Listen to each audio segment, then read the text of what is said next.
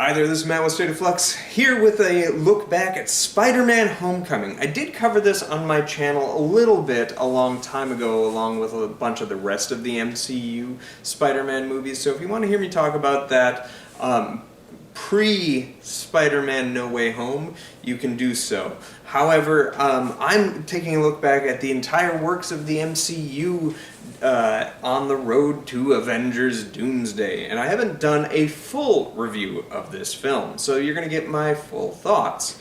And this is a good Spider-Man movie. This is a solid, incredibly grounded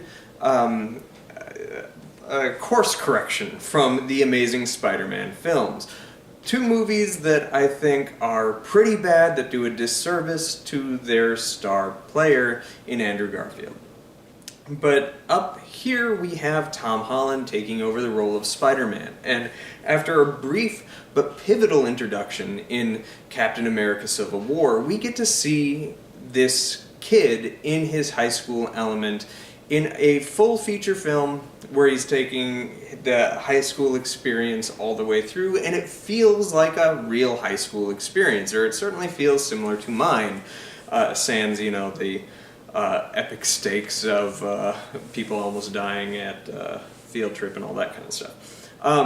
That being said, what Jonathan Goldstein and John Francis Daley bring to this screenplay is much needed levity, a feeling of camaraderie with people, even like the bullies and stuff like that feel like completely believable for the level of school that they are in. They're in a gifted school, right? I think their screenplay and the John Hughes that they try to instill into the film really benefits this. Even though we got to see Peter Parker's high school experience in full during The Amazing Spider-Man, none of that felt like a true high school experience. This kind of does. The awkward, I like this girl and all that stuff has been at play in all these Spider-Man movies, but here it feels the most authentic. Now, that's not to discredit the Raimi movies. You can watch my reviews of those right here. I praise the hell out of them as perfect encapsulations of the 1960s and 70s comic books. And to some extent, I think the Amazing Spider-Man movies are firm encapsulations of the 90s Ultimate Spider-Man run.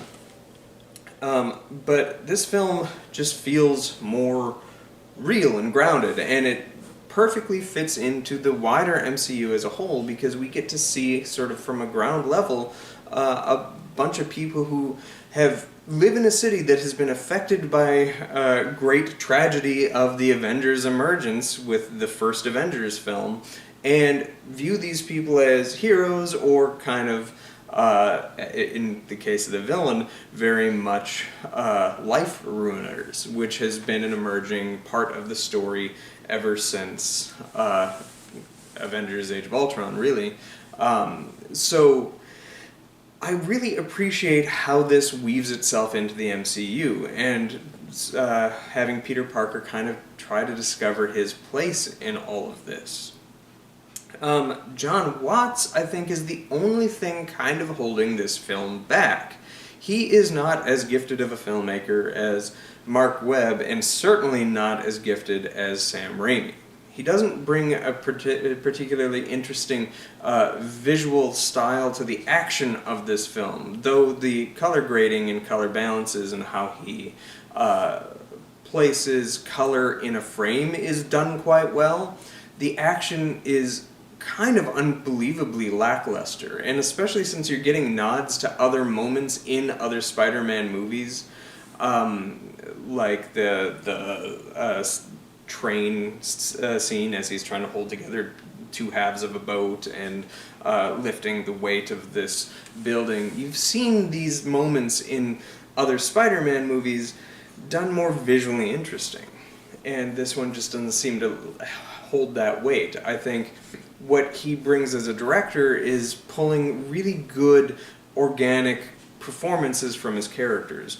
But really the quality of the film is, besides the performances of Tom Holland and especially Michael Keaton, is that screenplay, because it lands the Spider-Man feel of the comic books kind of in ways better than any Spider-Man that came before. There's a couple moments in here that are either lifted directly from the comic books. I mentioned the Spider-Man having to learn how to hold his own weight under when the world is crushing in on him. It's a great scene from a great early issue of Spider-Man that's capitalized and done insanely well. But the scenes between Michael Keaton and Tom Holland in the house and in the car are the two scenes that are the most Spider-Man I have ever experienced in any of the movies, full stop. Him crushing on this girl throughout the entire thing, only to turn up at her home on homecoming night to discover that her dad is the big bad he's been facing off with throughout the entire film. And his stunning realization of that, and Michael Keaton's slow realization of who this kid is breathtaking. It is straight out of a comic. Not necessarily as written from the comics. It is a predicament that Peter Parker would be placed in the comics. And it feels absolutely tonally correct.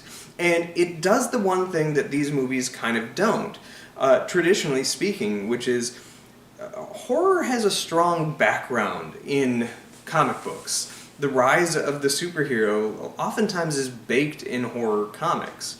Spider-Man himself was originally not green-lit because spiders are too scary and people don't like them. And we found a way to humanize these monsters and make them compelling heroes and whatnot. But there is still this edge within a lot of horror, a lot of comic books that have just slight horror to them that never seems to be capitalized on in almost any of these movies. And if any of them do capitalize on it, it's usually Batman or Spider-Man. And it's not lost on me that both of those franchises are oftentimes having been helmed by people who have roots in the horror genre, and or horror adjacent genre. Spider-Man being helmed by Sam Raimi, and this film coming from the man who made Clown. It's not lost on me that the strongest scenes in this are the juxtaposition of the light levity and the excitement of a kid going to meet his girlfriend on this date, the moment that could potentially change his life, and his life indeed does change with horrific ramifications, and how it seems like a horror movie the moment he enters that house and knows who the villain that's standing before him truly is, even though their family doesn't. And that is so great. I absolutely love that. And so I will sing the praises forever of that sequence and the car scene.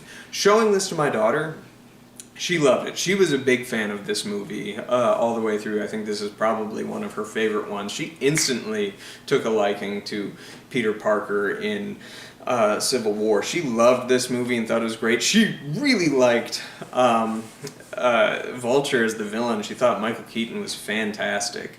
And the way her jaw absolutely dropped when he knocks on the door and Michael Keaton opens it, she just did the jaw drop and slow look at me for validation that what she's seeing is correct. That was amazing watching that. But she really liked this movie overall, and I do too. I think it's a very good movie. It's not as strong as the first couple of Raimi films, but it's certainly stronger than either of the Mark Webb ones. I like Spider-Man Homecoming, and I like how in place of a Uncle Ben, I know this rubs people the wrong way, but you have the mentor figure being Tony Stark, who's both present and absent, is also very Peter Parker-y. I really appreciated that, and how he is trying to find his footing in the next stages of his journey through this kid is really kind of neat, and how the kid looks up to him as a hero, because he is, and is kind of being dismissed until he discovers he is his own hero, as like Tony Stark was telling him and dressing him down. If you're nothing without the suit, then you shouldn't have it. You have to find that hero within, and how they turn that at the end, and he says, no, you know what, I don't need to be an Avenger. I can be a friendly neighborhood Spider-Man. That's kind of what I'm destined to be. I liked all of that. It's all great. I really appreciated it. I thought that Iron Man's use in this film is just enough, and I didn't need more of it. I also really loved the play on the name. Spider-Man Homecoming. Spider-Man is a property that should have always been with Marvel right from the beginning. And the fact that it wasn't, and we meandered through a whole stage of poorly writ Spider-Man movies was pretty disappointing. And so I was really excited, and I had to chuckle when they announced that it was going to be called Spider-Man Homecoming. Beautiful. And how they wove that into the storytelling was great.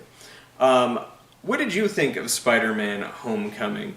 Some people didn't like some of the changes that were made. I understand kind of why. Like, MJ in this is not the MJ we're familiar with, nor is this the Aunt May we're familiar with, or any other number of things that they do to change things. Ned and all that stuff. Certainly Flash Thompson. That being said, because of rights issues with the Sony and Disney sharing things, you had to have, these are the characters, but they're also kind of not. So this is MJ, but this is not the MJ that you know. This is Aunt May, but it's also kind of not Aunt May. This is Ned, but this isn't the Ned that a traditional Spider-Man comic would feature, right? This is not your traditional Flash Thompson, or basically all the characters. I get that, and it was kind of smart and clever, because they wrote themselves an out if they needed to, which they tried to kind of capitalize on, Sony, after the hit that was Far From Home. But luckily they made amends, and hopefully this Spider-Man coming out later this year is quite good as well. Anyway, I like this movie. Let me know what you thought of it in the comment area down below. Thanks for watching, like, subscribe, do all that good stuff. Peace!